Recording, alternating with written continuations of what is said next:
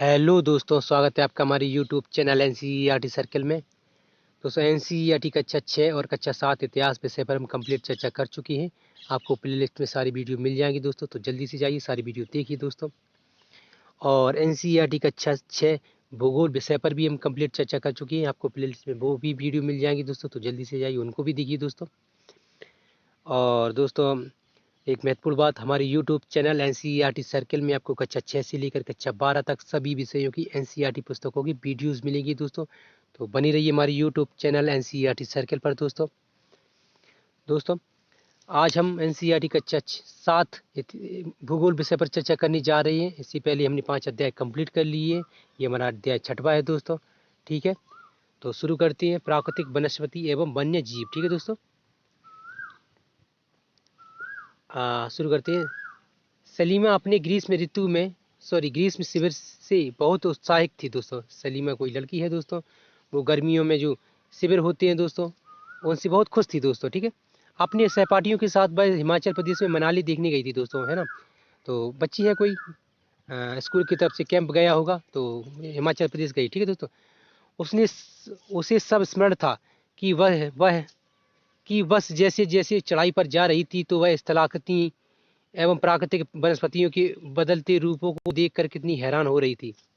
ठीक है दोस्तों, गिरिपाद में स्थित साल एवं सागवान के घने वन धीरे धीरे अदृश्य हो गए तथा पर्वत की ढलानों पर पतली नुकीली पत्तियों तथा शंक्वाकार वितान लंबे वृक्ष दिखने लगी दोस्तों।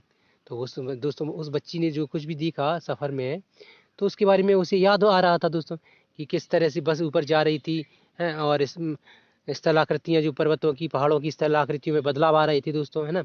और जो कह रहे हैं कि जो क्या है, साल सागवान की घनी वन धीरे धीरे अदृश्य हो गए थे दोस्तों, है ना। तो घनी वनों को विलुप्त होते उसने देखा। ठीक है दोस्तों, और आगे कह रहे हैं कि पर्वत की ढलानों पर पतली नुकीली पत्तियों तथा शंक्वाकार वितान लंबी वृक्ष दिखने लगी। ठीक है दोस्तों, तो जो पर्वतीय वृक्ष होते हैं दोस्तों, वो दिखाई देने लगे उसको। ठीक है, आगे कह रहे हैं कि उसे पता चला कि वे शंकुधारी वृक्ष थे। उसको पता चला कि वो शंकुधारी वृक्ष कहलाते हैं या थे। ठीक है दोस्तों, आगे कह रहे हैं कि लंबे वृक्षों पर खिले लाल फूलों पर उसका ध्यान गया। तो जो लंबे वृक्ष थे दोस्तों, उन पर उन लाल लाल फूल खिले हुए थे, उन पर उसका ध्यान गया दोस्तों, है ना। तो ये बे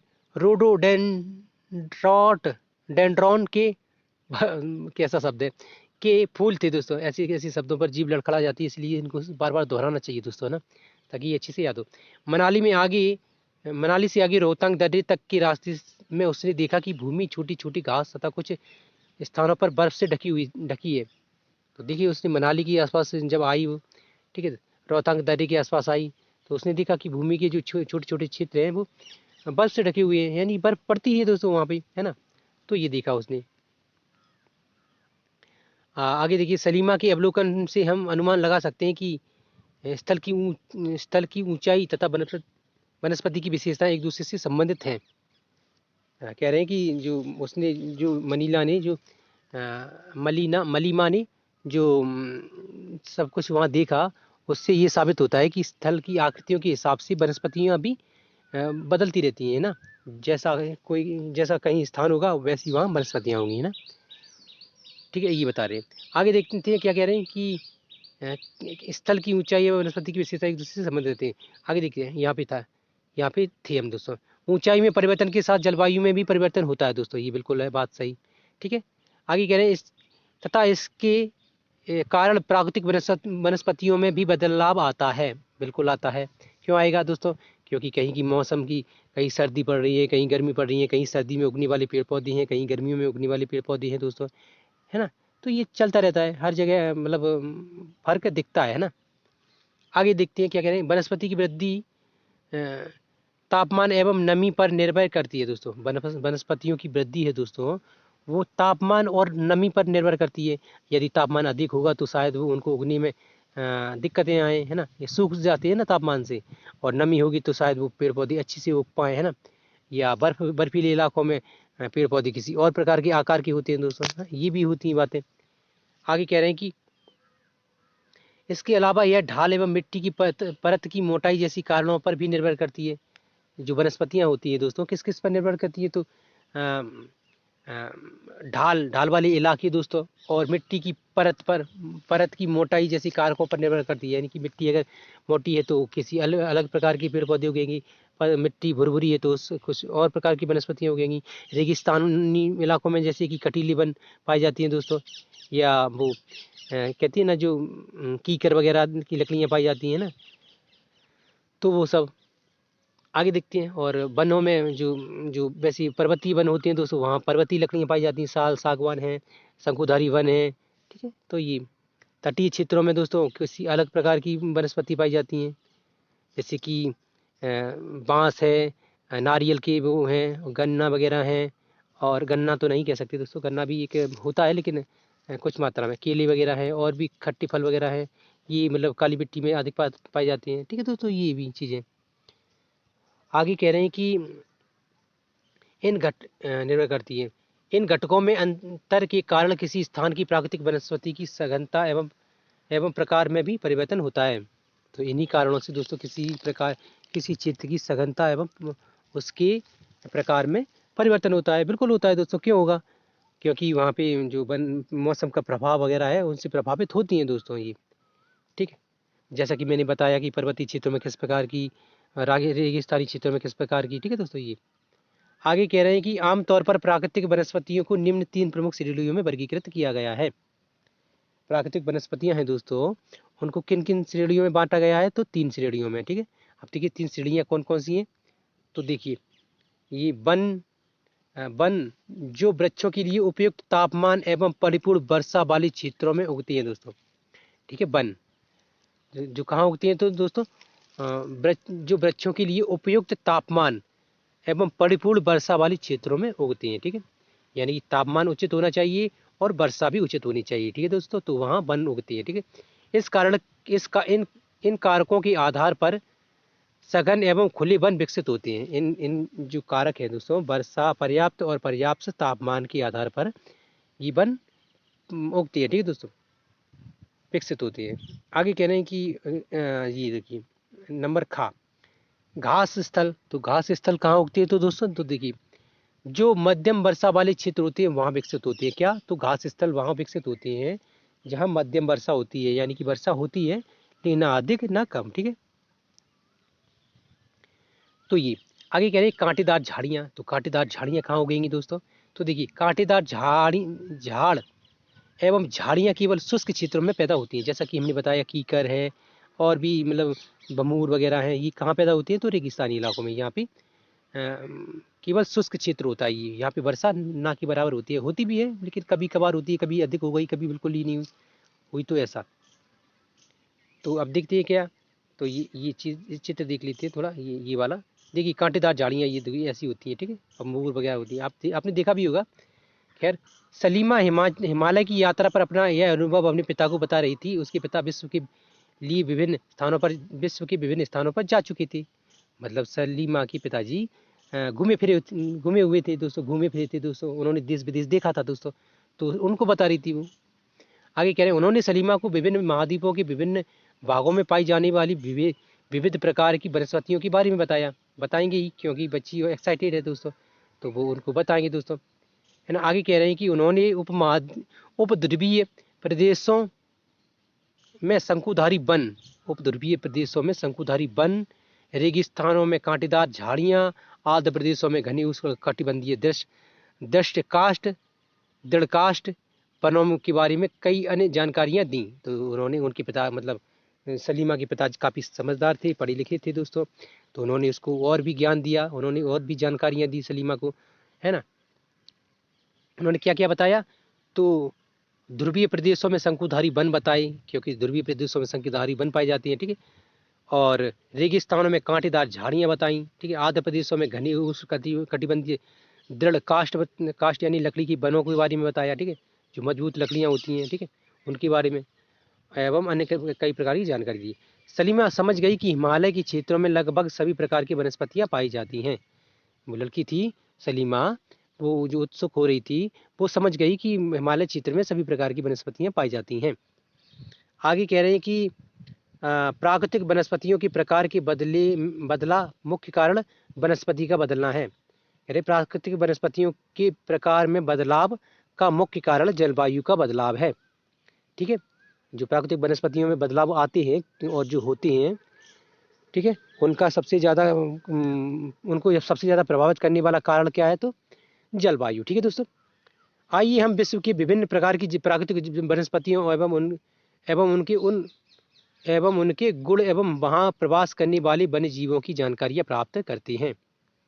तो देखिए ये क्या लिखा है, ये क्या आप जानते हैं, ब्राज़ील के उष्णकटिबंधीय सदाबहार वन इतने विशाल हैं कि ये पृथ्वी के फेफड़े की तरह प्रतीत होते हैं। क्या आप बता सकते हैं कि क्यों? तो इसकी वजह यही है दोस्तों, जो ब्राज़ील के जो घने जंगल हैं पृथ्वी पर, वो पृथ्वी के फेफड़ों के रूप में जाने जाते हैं। क्यों जाने जाते हैं? क्योंकि सबसे ज़्यादा ऑक्सीजन का निर्माण यही वन करते हैं, इन्हीं वनों से होता है, क्योंकि वहाँ पर सबसे अधिक पेड़ पौधे पाए जाते हैं। पेड़ पौधे ऑक्सीजन का निर्माण करते हैं दोस्तों, है ना, तो ये इसलिए फेफड़े कहे जाते हैं। बता दिए ना। अब देखिए वनों के बारे में पढ़ते हैं। उष्णकटिबंधीय सदाबहार वन, इन वनों को उष्णकटिबंधीय वर्षा वन भी कहते हैं। इन वनों को उष्णकटिबंधीय सदाबहार उष्णकटिबंधीय यहाँ पे उष्णकटिबंधीय सदाबहार वन, ये वन क्या होते हैं? तो देखिए इन वनों को उष्णकटिबंधीय वर्षा वन कहती हैं। क्यों कहती हैं? तो यहाँ हमेशा वर्षा होती रहती है, उष्णकटिबंधीय क्षेत्रों में हमेशा वर्षा होती रहती है, इसलिए इन्हें सदाबहार और वर्षा वन कहते हैं। ठीक है दोस्तों, चित्र 6.3 में ये घने वन भूमध्य रेखा एवं कटिबंध के पास पाए जाते हैं। कहाँ पर पाए जाते हैं? तो भूमध्य रेखा के आसपास। ठीक है, देखिए ये है उष्णकटिबंधीय सदाबहार वन। यहाँ देखिए ये वर्षा को आकर्षित करती है और वर्षा होती रहती है, और ये फलती फूलती रहती है, ये एक दूसरे इसको प्रभावित करती है। ये वर्षा को आकर्षित करती है इसलिए वर्षा हो जाती है, वर्षा होती है इसलिए इनको पर्याप्त जल की मात्रा मिल जाती है, जल मिलता है इसलिए ये फलती फूलती रहती है। तो ये एक दूसरे से संबंधित है। आगे कह रहे हैं ये क्षेत्र गर्म होते हैं एवं पूरे वर्ष यहाँ अत्यधिक वर्षा होती रहती है। दोस्तों बताया, चूँकि यहाँ का मौसम कभी शुष्क नहीं होता, इसलिए यहाँ के पेड़ों की पत्तियाँ पूरी तरह से नहीं झड़ती। दोस्तों यहाँ की पत्तियाँ कभी झड़ती नहीं है, पूरी तरह से नहीं झड़ती, झड़ती हैं कभी कभार, थोड़ा बहुत झड़ जाती है ना, अधिक नहीं झड़ती है ना, और वर्षा अधिक होती है। ठीक है, आगे कह रहे हैं कि इसलिए इन्हें सदाबहार कहते हैं। सदाबहार यानी हमेशा बहारों में रहते हैं। दोस्तों बहार किसे कहते हैं? तो मौसम अच्छा होता है उसे बहार कहते हैं, तो सदाबहार कहते हैं, और मौसम मौसम जो अच्छा होता है उसे सदाबहार कहते हैं, और ये कभी सूखते नहीं है तो ये सदाबहार रहती है, इसलिए इन्हें सदाबहार कहते हैं। आप इस तरह से समझ सकते हैं दोस्तों। ठीक है, आगे कह रहे हैं कि काफ़ी घने वृक्षों की मोटी बितान के कारण दिन के समय भी सूर्य का प्रकाश वन के अंदर तक नहीं पहुंच पाता। तो दोस्तों जो काफ़ी धूप के समय भी दोस्तों यहाँ पर सूर्य का प्रकाश नहीं आता। क्यों नहीं आता? क्योंकि यहाँ पे ये घने वन होते हैं, इनमें झाड़ियाँ बहुत अधिक होती हैं। ठीक है, और ये मतलब इसी कारण पेड़ मतलब पेड़ की झाड़ियों की वजह से, पेड़ के पत्तों की वजह से ये इनकी सूर्य की रोशनी है वो जड़ों तक नहीं पहुँच पाती, और इनके नीचे दलदल भी पाया जाता है। ठीक है, मतलब दलदल तो नहीं कहेंगे, सूखता भी है, सूख लेते हैं ये लोग, ये जो पेड़ जो होते हैं ना। आगे देखते हैं, आमतौर पर वहाँ दृढ़ काष्ठ वृक्ष जैसे रोजवुड, आबनूस, महोगनी आदि पाई जाती हैं। दृढ़ काष्ठ बोलते हैं दोस्तों उसको, जो मजबूत लकड़ी होती है। अब दोस्तों रोजवुड की लकड़ी मजबूत होती है, आमनूस की लकड़ी मजबूत होती है, महोगनी की लकड़ी मजबूत होती है दोस्तों, है ना, तो दृढ़ काष्ठ बोलते हैं इसे। तो ये सब वही लकड़ियाँ हैं दोस्तों। आगे कह रहे हैं कि ये देखिए उष्णकटिबंधीय पर्णपाती वन। ठीक है दोस्तों, पर्णपाती वन को देखते हैं। उष्णकटिबंधीय पर्णपाती वन। ठीक है, उष्णकटिबंधीय पर्णपाती वन मानसूनी वन होते हैं जो भारत, उत्तरी ऑस्ट्रेलिया एवं मध्य अमेरिका के बड़े हिस्सों में पाए जाते हैं, ये पर्णपाती वन। ठीक है, चित्र 6.4 में देखें, इन चित्र 6.4 कहाँ है? ये देखिए, ये उष्णकटिबंधीय पर्णपाती वन है दोस्तों। ये भारत में पाए जाते हैं, उत्तरी ऑस्ट्रेलिया में पाए जाते हैं, मध्य अमेरिका में पाए जाते हैं, है ना। इन क्षेत्रों में मौसमी परिवर्तन होते रहते हैं, इन क्षेत्रों में मौसमी परिवर्तन होते रहते हैं, इस वजह से ये ये वन यहाँ पे पाए जाते हैं। ठीक है दोस्तों, आगे क्या कह रहे हैं, जल संरक्षित रखने के लिए शुष्क मौसम में यहाँ के वृक्ष पत्तियां झाड़ देते हैं। क्या कह रहे हैं कि जल को संरक्षित रखने के लिए यहाँ के जो वृक्ष होते हैं पर अपनी पत्तियों को झाड़ देते हैं शुष्क मौसम में। ठीक है, शुष्क मौसम में झाड़ते हैं, वैसे ही नहीं झाड़ते। ठीक है दोस्तों, शुष्क मौसम यानी गर्मियों के मौसम में झाड़ देते हैं ना, ताकि वो जल को संरक्षित करके रख सकें। आगे कह रहे हैं कि इन वनों में पाए जाने वाले दृढ़ काष्ठ वृक्षों में साल, सागौन, नीम एवं शीशम है। इन वृक्षों में पाए जाने वाले कौन कौन से वो हैं वृक्ष, तो साल, सागौन, नीम, शीशम। ठीक है, ये वृक्ष यहाँ पे पाए जाते हैं। ठीक है दोस्तों, आप समझ गए होंगे क्या कहना चाहते हैं।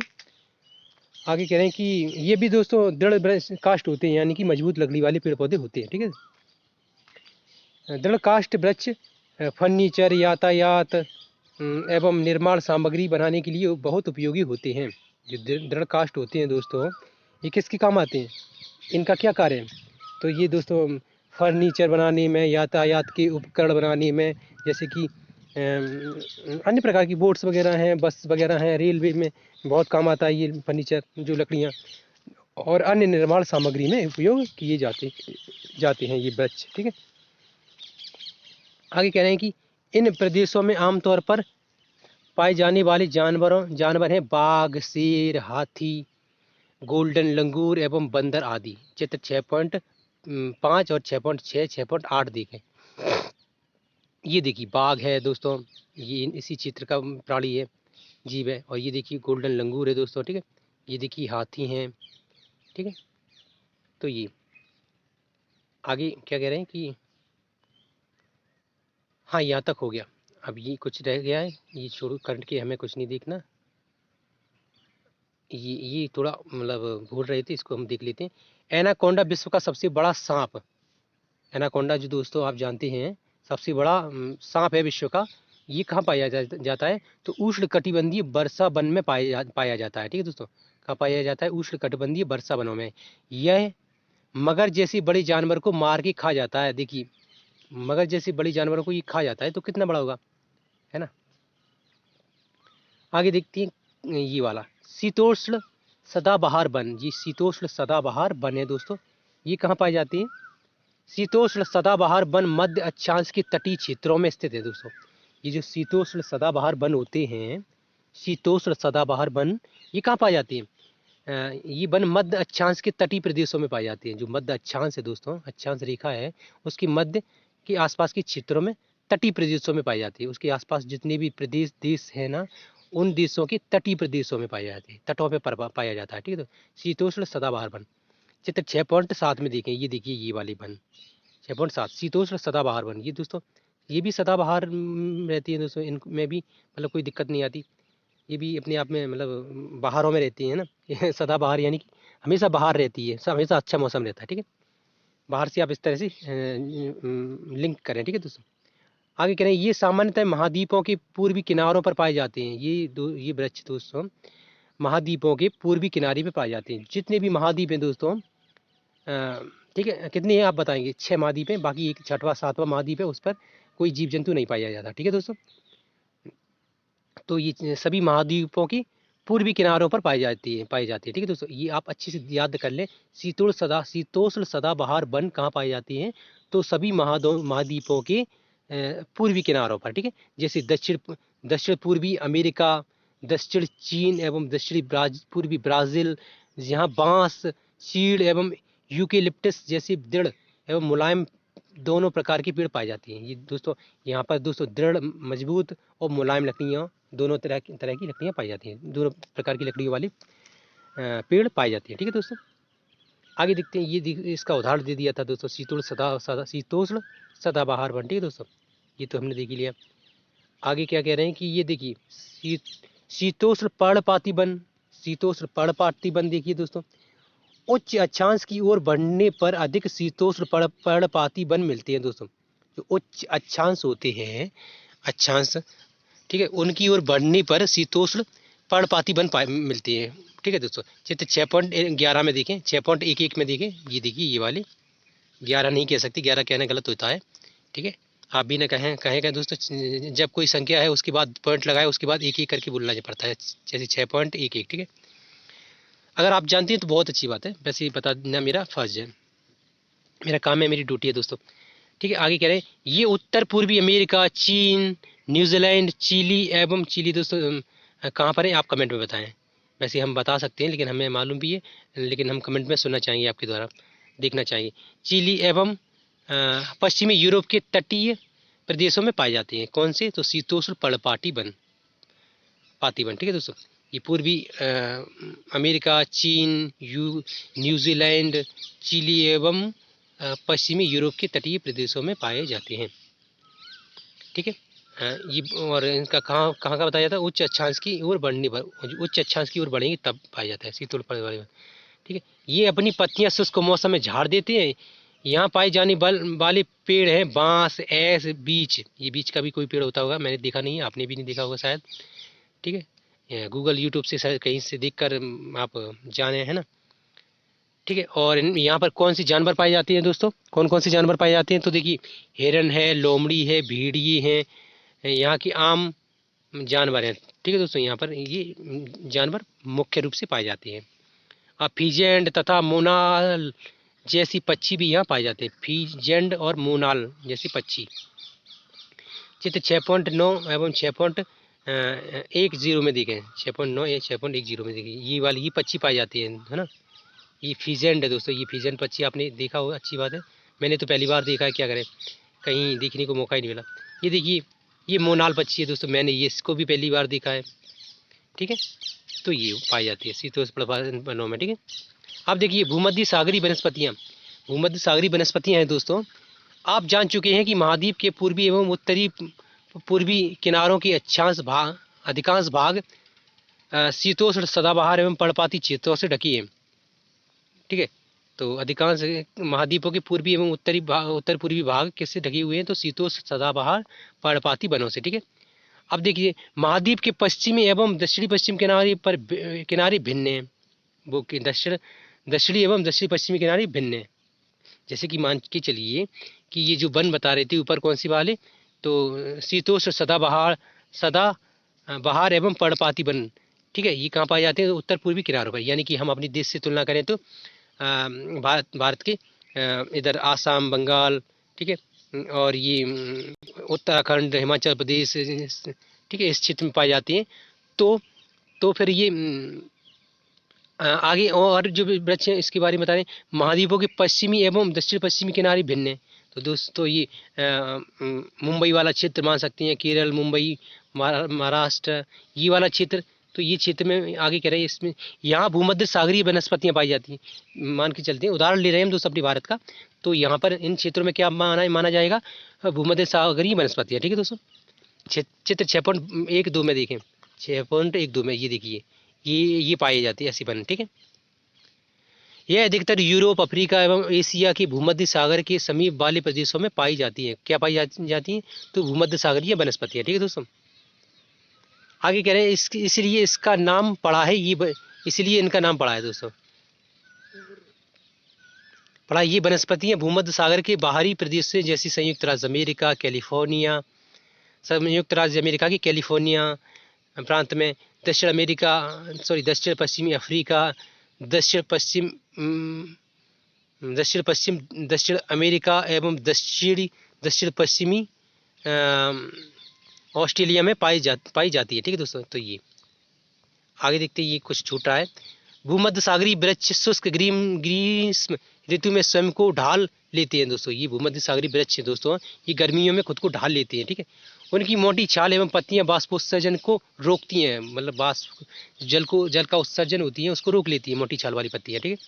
आगे कह रहे हैं, भूमध्य सागरीय प्रदेशों को फलों की कृषि के कारण विश्व का फलोद्यान भी कहते हैं। भूमध्य सागरीय प्रदेश होते हैं जो दोस्तों, जो भूमध्य सागरीय प्रदेश होते हैं उनको क्या कहा जाता है? तो फलों की कृषि के कारण उसे विश्व का फलोद्यान भी कहते हैं दोस्तों। यहाँ पे अत्यधिक मात्रा में फल पैदा किए जाते हैं, इसी फल का उद्यान कहते हैं, ठीक है दोस्तों। तो आप इस प्रदेश को खोजें मैप में और आप देखें, ये फल का उद्यान है, ठीक है दोस्तों। देखिए, आप देखिए, भूमध्य सागरीय प्रदेश में अंगूर के बाग, ये देखिए अंगूर के बागान है दोस्तों, कितने लंबे लंबे क्षेत्रों में फैले हुए हैं।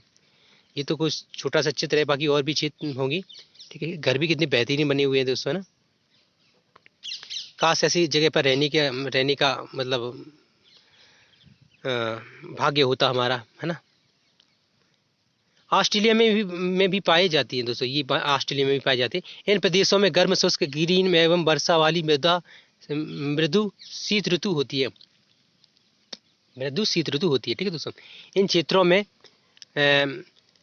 आमतौर पर संतरा, अंजीर, जैतून, अंगूर जैसे नींबू वंश सिट्रस के फल पैदा किए जाते हैं।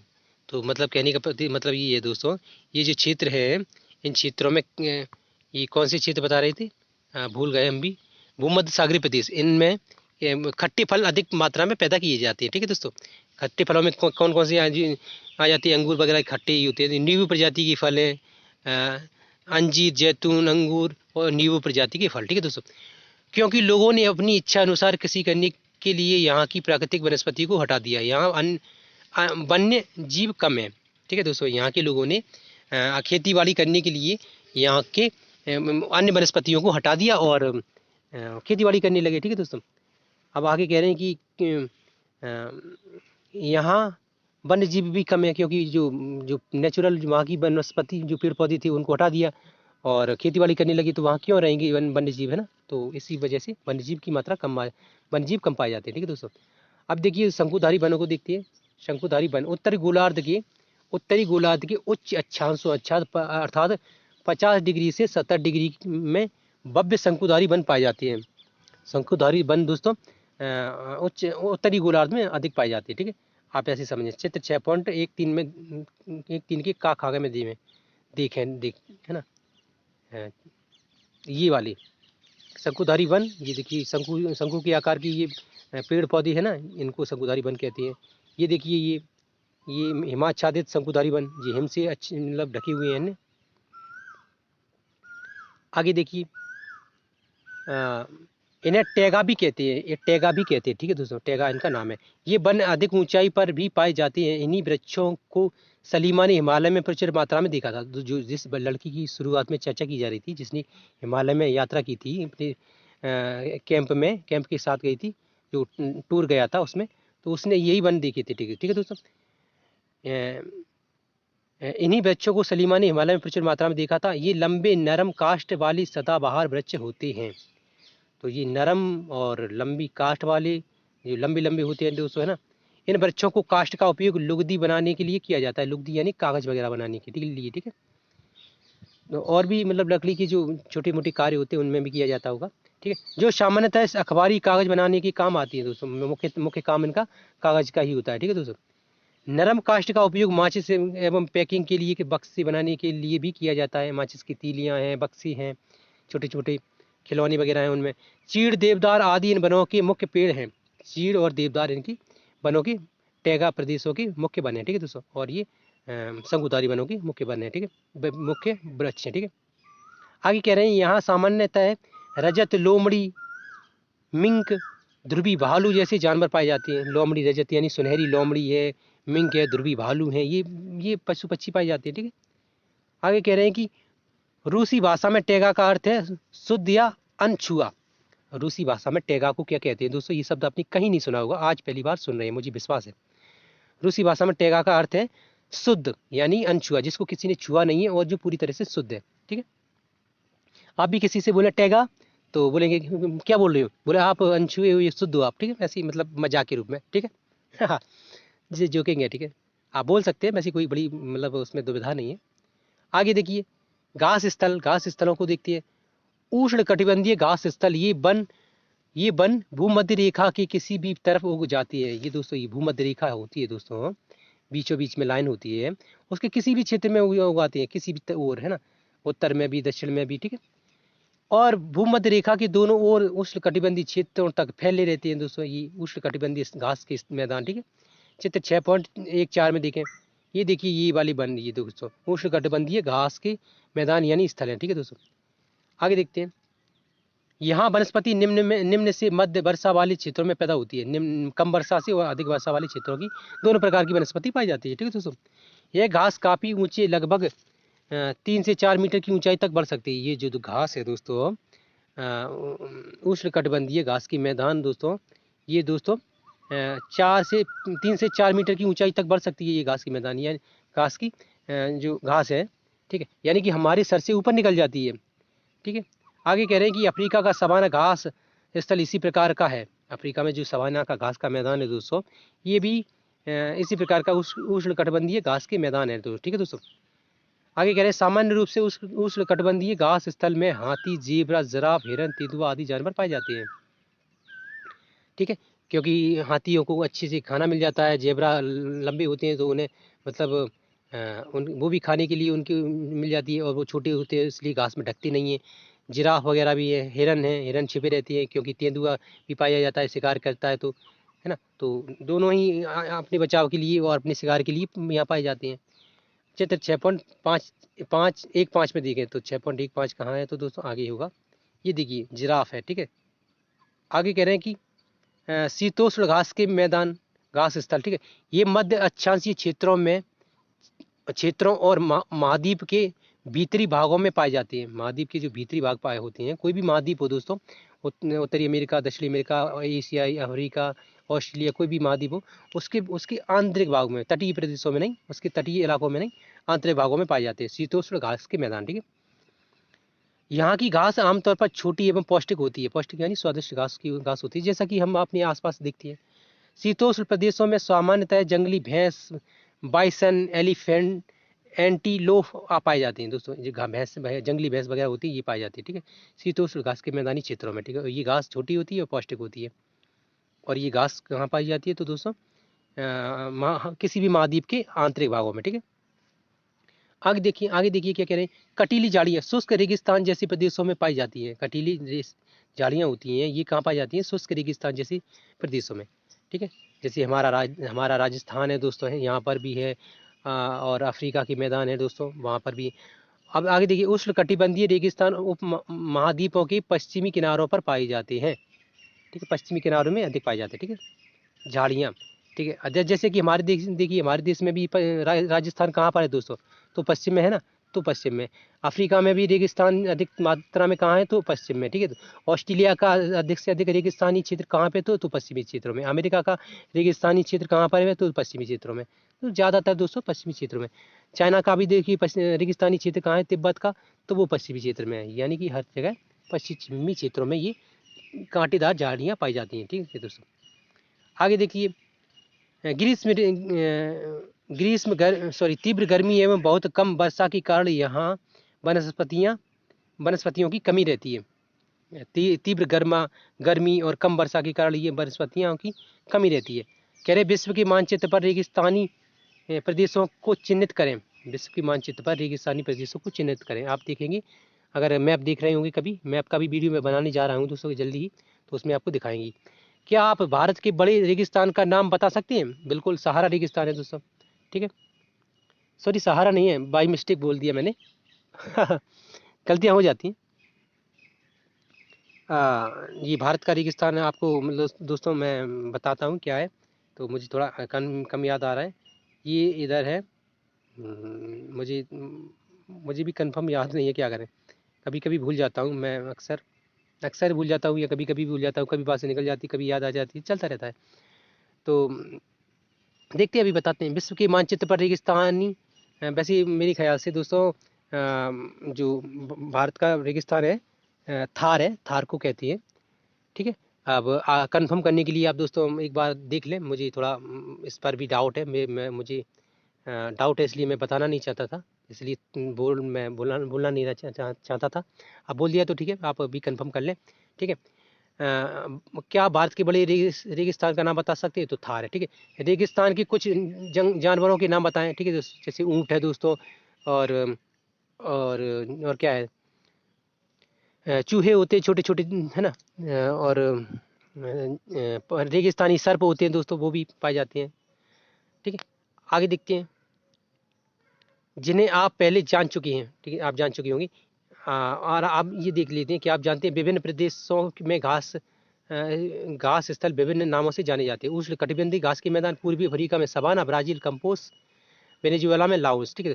और शीत शीतोष्ण कटिबंधीय घास के मैदान अर्जेंटीना में पैम्पास, उत्तरी अमेरिका में प्रेयरी, दक्षिण अफ्रीका में बेल्ड, मध्य एशिया में स्टेपी, ऑस्ट्रेलिया में डाउन। ठीक है दोस्तों, डाउन। ठीक है, ये डाउन या डाउन ही की है। आगे देखिए, यदि आप ध्रुवीय प्रदेशों में जाएं तो वह स्थान आपको अत्यधिक ठंडा मिलेगा। ध्रुवीय प्रदेश ठंडी रहती है क्योंकि वहाँ पर सूर्य की किरणें नहीं पहुँच पाती हैं, और पहुँचती भी तो बहुत अल्प मात्रा में। ठीक है, यहाँ बहुत ही अधिक प्राकृतिक वनस्पतियाँ मिलती हैं दोस्तों। यहाँ पे ध्रुवीय प्रदेशों में बहुत अधिक प्राकृतिक वनस्पतियाँ मिलती हैं। यहाँ केवल काई, लाइकेन एवं छोटी झाड़ियाँ पाई जाती हैं। कौन कौन सी?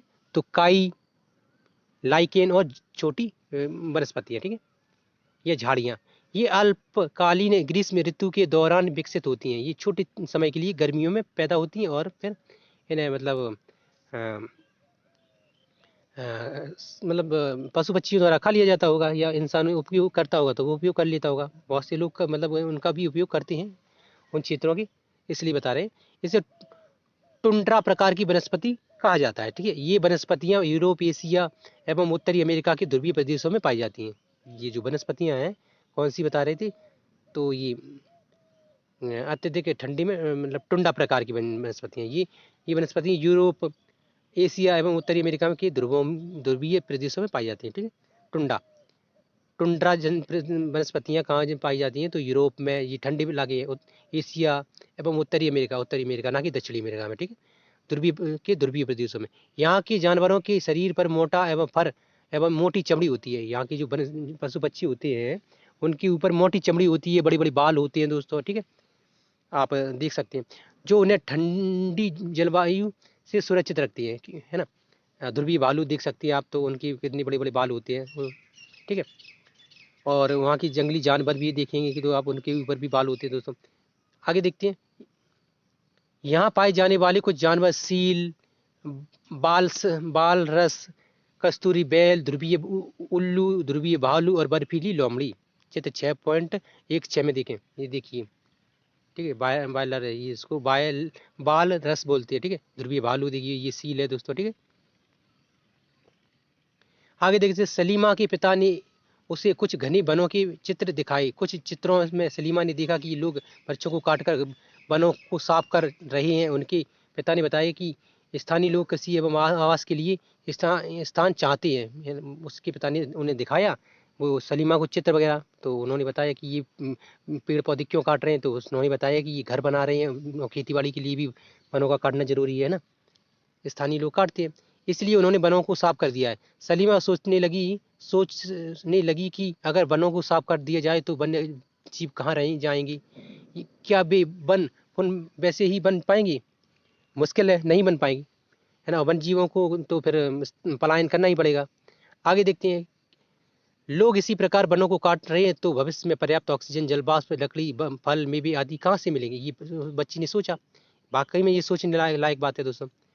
क्या सलीमा से सहमत है? बिल्कुल, आप सलीमा से सहमत है ना। अपने दोस्तों के साथ वनस्पति एवं प्राणी जगत की विविधता में हो रही कमी पर चर्चा करें एवं इसके संरक्षण के बारे में कुछ सुझाव दें दोस्तों। ठीक है, ये कितनी महत्वपूर्ण बात है दोस्तों। मैं आपसे फिर भी अपील करूंगा दोस्तों, हर बार करता हूं दोस्तों, अपनी लाइफ में कम से कम जितना मतलब अधिक से अधिक, कम से कम जितने हो सके, मतलब कम से कम नहीं, जितनी अधिक से अधिक हो सके पेड़ पौधे लगाएं दोस्तों। ये आपके भविष्य के लिए, आपके बच्चों के भविष्य के लिए, आने वाली पीढ़ियों के लिए बहुत ही महत्वपूर्ण है दोस्तों। ठीक है, तो इसके बाद क्या है? इसके बाद दोस्तों कुछ नहीं, ये कक्षा 6 के छात्रों के क्वेश्चन आंसर हैं, हमें इससे कोई मतलब नहीं है। चाहे तो आप इनके आंसर जवाब दे सकते हैं दोस्तों। ठीक है, बाकी कुछ नहीं है दोस्तों। ठीक है, तो वीडियो पूरी देखने के लिए दोस्तों धन्यवाद, थैंक यू। और हमारी वीडियो को दोस्तों शेयर करें, लाइक करें, सब्सक्राइब करें दोस्तों, है ना।